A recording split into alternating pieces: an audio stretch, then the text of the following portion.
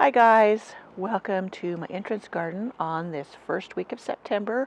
We're going to take a little tour to see what's blooming, what's going out, what's coming into bloom, a few surprises that I have gotten, and we'll just see how things are going. Remember, this is still a work in progress. This is going to take me a while to get completed as I'm working my way through it to figure out what I really want. I have a habit of changing my mind a lot, so anyways, let's get started on our little tour. Let's do a really quick entrance garden video. The Bobo hydrangeas, they're not looking too bad. I've weeded out from under them, and I had to cut back the clematis because of spider mites really had devastated them, so they got cut back nearly to the ground, but they'll pop back up, no worries. So up here is where I have my dahlias in containers. I just cut a bouquet, so they look bare, but they're loaded with buds, especially Spider Woman.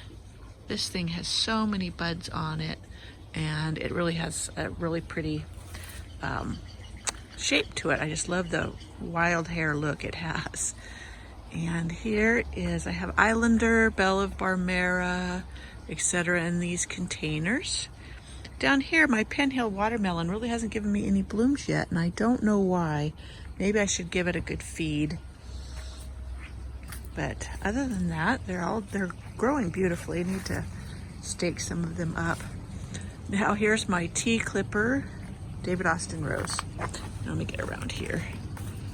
And this time of year, it's not unusual for it to shoot up these long canes. That's why a lot of them can be climbers in the US. It's our climate, it just seems to promote these long stems that it throws up. Look at this real pretty one up here. Just gorgeous. My butterfly bush, I was working on it yesterday, it's back there. Because I didn't prune it back heavily in last fall, late fall, it kind of split at the base, and so I was cutting out the ones that were just nearly laying on the ground. But the hummingbirds have really loved this year, and I am going to take cuttings because I love this color, and I'm going to start some from cuttings, and I'll do a video all on that. This time of year, the black-eyed Susies are still going strong. They are a late summer must-have flower because they are so beautiful this time of year. My Verbena bonariensis has also been doing great, and it's such a beautiful contrast with the black-eyed Susies. Look at this sweet pea. Yes, I am still getting sweet peas. When I plant them later on, I get them late into the season, so I keep picking bouquets. They get shorter and shorter, the stems, as I pick. And, oh, I've got a surprise down here. This one. I thought I had all purple here, and I guess I was wrong. So this is either anniversary, or there's another one that's pink and white like this. Huh, that's a pleasant, pleasant surprise. Anyways, many of my roses, as I showed, are still blooming pretty. I feed them fish emulsion at least, I think, weekly in a pots, because it flushes through. You see, these are in pots, and even the ones in the ground get some. And here, this one is Queen of Sweden, and it's got all fresh blooms. I just had trimmed it back, so it's going to continue blooming until frost. And up there is my Europeana rose. It's just reflushing after I had pruned it back a couple weeks ago. But look at that hydrangea. This is another must-have plant for the late summer and fall garden because they do beautiful. This one is Zinfandel. It's a paniculata hydrangea, so the color will not change with the soil pH. This one will always be the same color.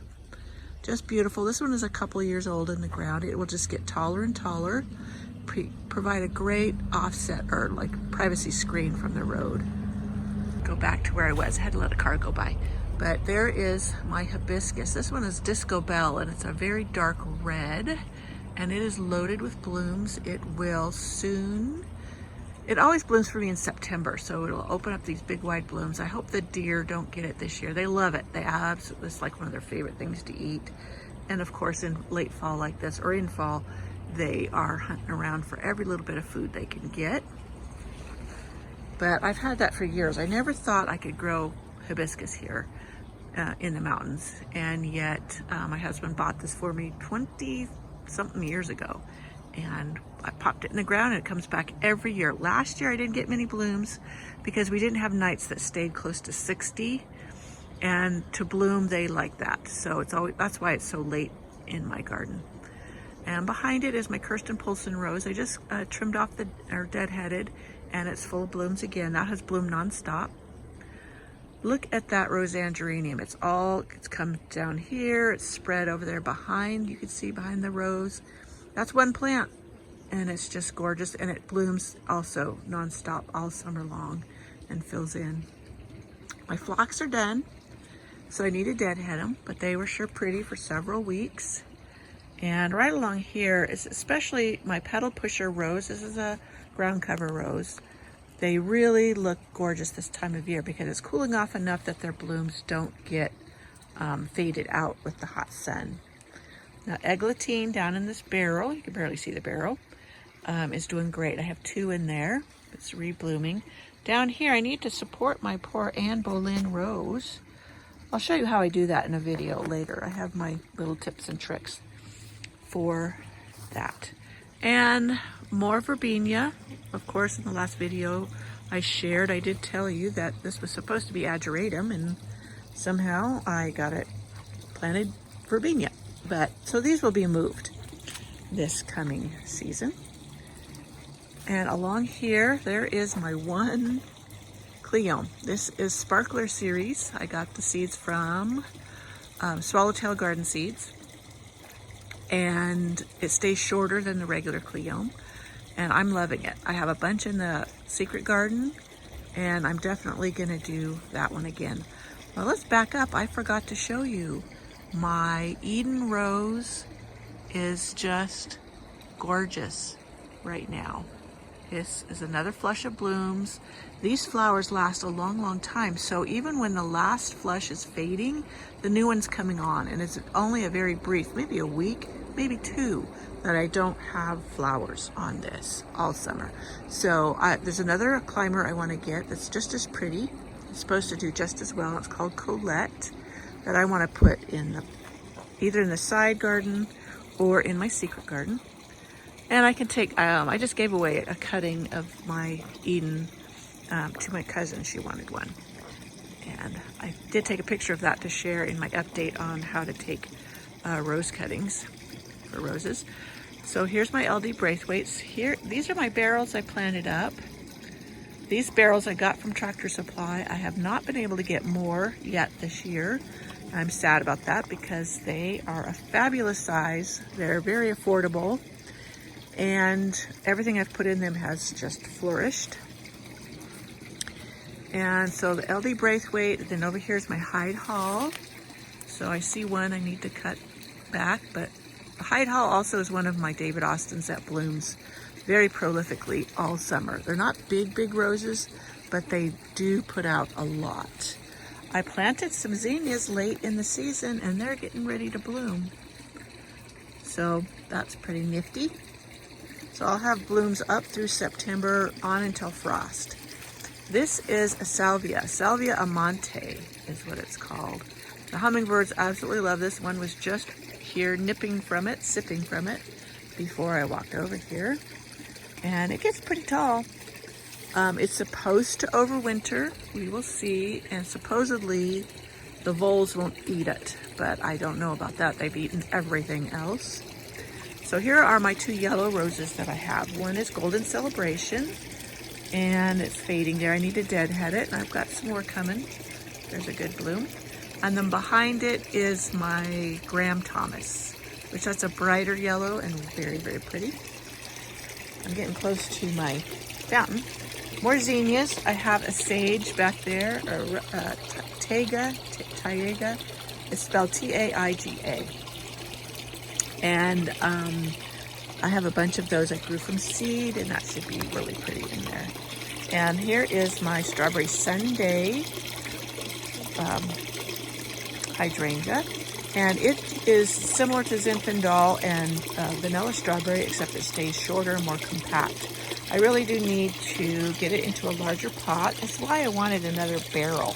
I thought this would do really well in a barrel because I don't want to put it in the ground. The voles are notorious for nibbling on these. So over here you get to see my fountain going. I have not tired of this at all. It's just been the best thing I made all summer. Love, love it. So along here, I have my Echinacea are blooming. This little rose has bloomed constantly. Those are dried up, but look at that. Look at that whole spray of roses. It's going to open up pretty quick. Gorgeous. And then another one. So, fabulous roses. Love, love them. So along here, more Echinacea. The daisies need to be cut back.